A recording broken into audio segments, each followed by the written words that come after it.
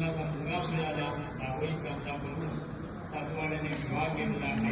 व्यापार धंद्यात त्याला बरोबर घेतलेला आहे आणि त्या ठिकाणी अतिशय भूतवाड्याच्या व्यापार चाललेला असताना अचानक एक व्यक्ती बरोबर साधूला हा साधू माझ्या पूजनाविषयी पराम झालेला आहे आणि त्याला उत्तम लागतो येईल आणि अशा प्रकारचा साप ऐकतात. त्या ठिकाणी साधुवाण्याच्या दुकानात सर्व माल होतात स्वतःचा माल सापडलेला आहे. साधुवाण्याला त्यामुळे अटक केली, सर्व द्रव्य जप्त केलं, कारागृहात टाकलेलं आहे. इकडे घरी सुद्धा जे काय द्रव्य होतं ते सुद्धा राजाने जप्त करून आणलेलं आहे आणि त्यामुळे घरात सुद्धा अन्नान्न परिस्थिती झाली. कलावती लीलावती दोघेही इच्छा मागू लागलेली आहे आणि अशा प्रकारचे कठीण दिवस त्यांच्यावर आलेले आहे.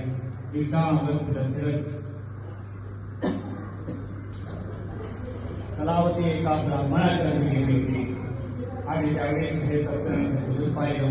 आपण सुद्धा अशी पूजा करावी, आपलं सर्व दुःख दूर होईल असा विचार करत त्या ठिकाणी कलावतीने घरी येऊन आईला सर्व ताण सांगितला.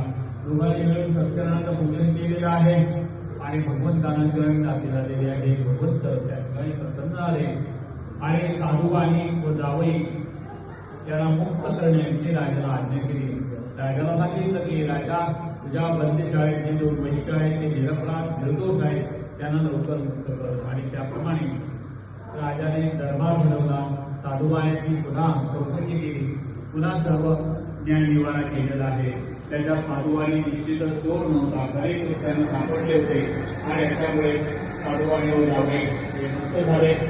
त्यांचं सर्व द्रव्य दुप्पट करून देण्यात आलं आणि नंतर तो साधुवाणी राजाचा निरोप घेऊन आपल्या नगरा देण्यास झालेला आहे. श्री स्कंदपुराण रे वाकंडे सत्यनारायण कृपायां तृतीयोऽध्याय. हरे नमो हरे नमः. श्री गणेशाय नमः. श्री सरस्वती नमः. श्री गुरुभ्यो नमः.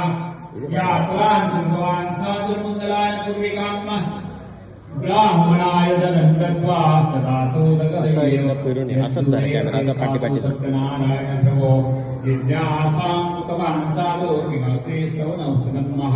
त्या ठिकाणी साधुवाणी आपल्या सर्व द्रव्याची व्यवस्था केलेली आहे. नावेत घातलं आणि नाव घेऊन आपल्या गावाची वाटचाल करत आहेत.